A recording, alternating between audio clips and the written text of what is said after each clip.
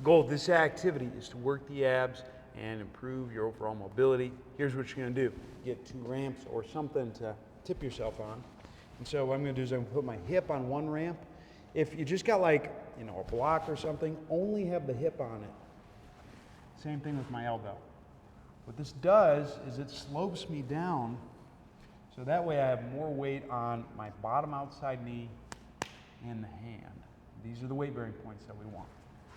From here, what you're going to do is get heavy on those points.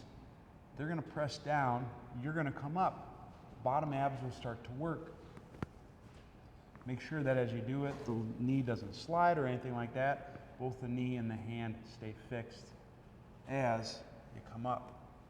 Legs going to hover in the air. Hold this position, silent in through the nose. Soft exhale through the mouth.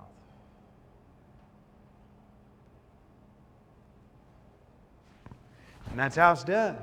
Give it a shot.